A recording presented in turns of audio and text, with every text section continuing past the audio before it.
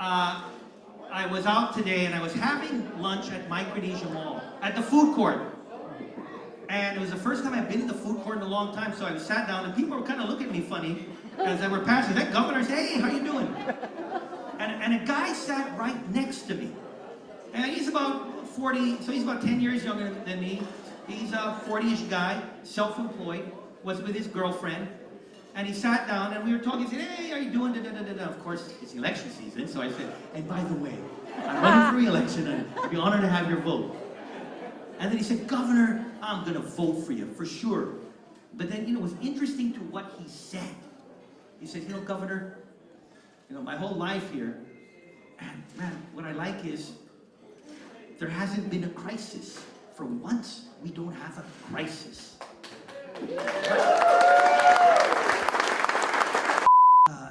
Every ethnicity, every religion, every persuasion, they've gone, if you're old enough here, you've gone through war, you've gone through natural disaster, economic recession. They're the greatest people in the world. And here's a guy that's happy because we haven't had crisis. And that's when I know my job is not done. The job of an elected public servant is not done. There shouldn't be crisis. People shouldn't be thanking a governor for saying, "Hey governor, there hasn't been a crisis." We've had our crises in the past. Now, well, we don't have those crises. But now we take the next step. This is the time for our people to come together and build this paradise that we have. If there were any time for any people that deserved something better for themselves and for their children and their grandchildren, it's the people of Guam. Don't you agree?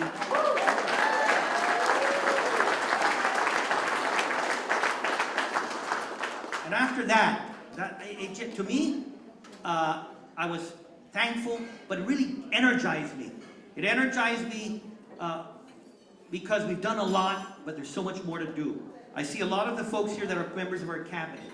We're going to work hard, and we're going to work even harder during this election. But when the election's over, and the people have voted Calvo Tenorio back into office, then we're going to... 4 more years, Bob! 4 more years, Bob! 4 more years! But you know what? 4 more years! 4 more years! 4 more years! 4 more years! 4 more years! 4 more years! 4 more years! 4 more years! But once we get reelected, and I know we were working 150%, but then we're going to all roll up our sleeves and work 250%.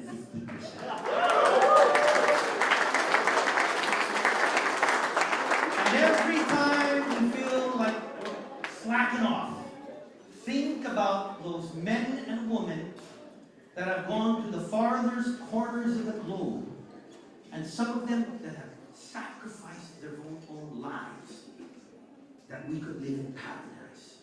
What more initiative do we have as elected public servants to work even harder for this great country? So with that, I want to say to all of you, this is the start of a victory that will come in November 2014.